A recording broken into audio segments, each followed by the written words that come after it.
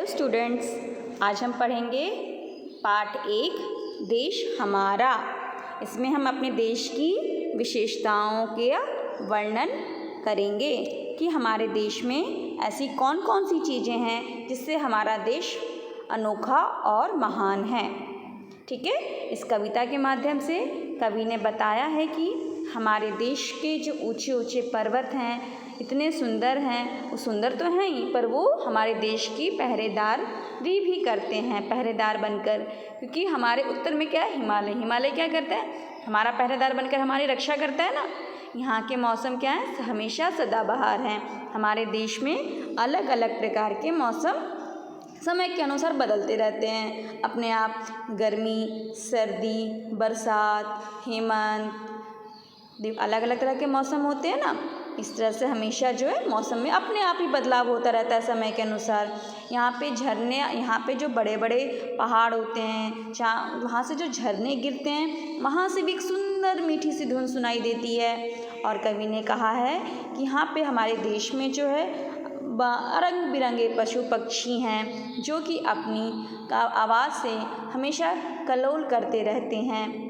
उनका स्वर में एक मीठी धुन होती है जिसमें बहुत ही आनंद मिलता है। हमारा देश एक ऐसा देश है जहाँ पे अलग अलग तरह की खेती की जाती है, अलग अलग फसल उगाई जाती है।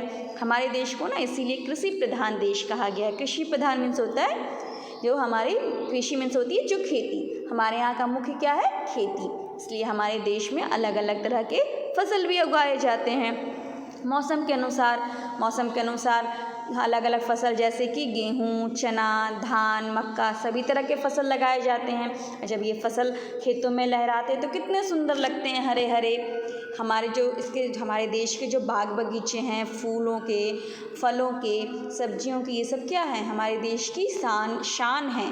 इससे हमारा देश अनोखा और सबसे प्यारा देश है। इसलिए हम अपने देश को सबसे प्यारा देश कहते हैं। चलिए, तो इस पाठ के माध्यम से हम समझते हैं हमारा देश, समझते हैं कि इस पाठ के माध्यम से कि हमारा देश प्यारा क्यों है। इस कविता को पढ़ के हम इसकी पूरी व्याख्या करेंगे। देश हमारा सबसे न्यारा प्यारा हिंदुस्तान, ऊंचे ऊंचे पर्वत सुंदर अपने पहरेदार। देश हमारा सबसे न्यारा प्यारा हिंदुस्तान, देश हमारा जो है सबसे प्यारा है और इसलिए हमारा एक प्यारा हिंदुस्तान है। ऊंचे ऊंचे पर्वत सुंदर अपने पहरेदार, यहाँ के जो ऊंचे ऊंचे पर्वत जो हैं एक तो सुंदर हैं ही पर वो हमारे पहरेदार भी हैं जो कि दुश्मनों से हमारी रक्षा करते हैं। जल से सदा भरी हैं नदियाँ, मौसम सदा बहार। यहाँ पे क्या है, हमेशा जल से नदियाँ भरी रहती हैं।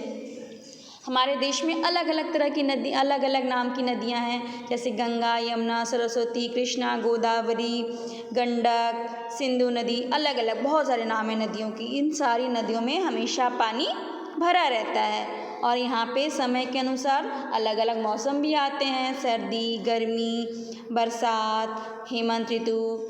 इस तरह से अलग अलग मौसम भी अपने आप ही बदलते रहते हैं। और यहाँ झरने गाते गीत मनोहर सुंदर मीठी तान। और जो झरने होते हैं, पहाड़ों से जब झरने गिरते हैं तो उसमें से एक आवाज़ आती है, तो उसको ऐसा लगता है कोई मधुर सी धुन हमें सुनाई दे रही है। धीरे धीरे जो झरने पहाड़ों पे से जो पानी गिरता है ना, उसको झरना बोलते, उसमें से एक धीरे धीरे एक आवाज़ आती है मधुर सी, उसी को आगे झरने गाते गीत मनोहर सुंदर मीठी तान। देश हमारा सबसे न्यारा प्यारा हिंदुस्तान, देश हमारा जो है सबसे न्यारा है और सबसे प्यारा हिंदुस्तान है। रंग बिरंगे पंखों वाले पक्षी करे किलोल, मोर, पपीहा, तोता, कोयल बोले मीठे बोल। यहाँ पे क्या है, रंग बिरंगे पंखों वाले पक्षी हैं जो कि किलोल करते रहते हैं, अपनी आवाज़ से पूरे वातावरण को महकाते रहते हैं, यानी कि खुशनुमा बनाए रखते हैं। मोर, पपीहा, तोता, कोयल बोले मीठे बोल। जो मोर है, पपीहा है, तोता है, कोयल है, सब इतनी उनकी वाणी जो है, उनकी जो बोली इतनी मीठी है जिसको सुन के हमें बहुत आनंद मिलता है। हम भी इनके स्वर में स्वर दें, करे देश गुणगान। देश हमारा सबसे प्यारा प्यारा हिंदुस्तान।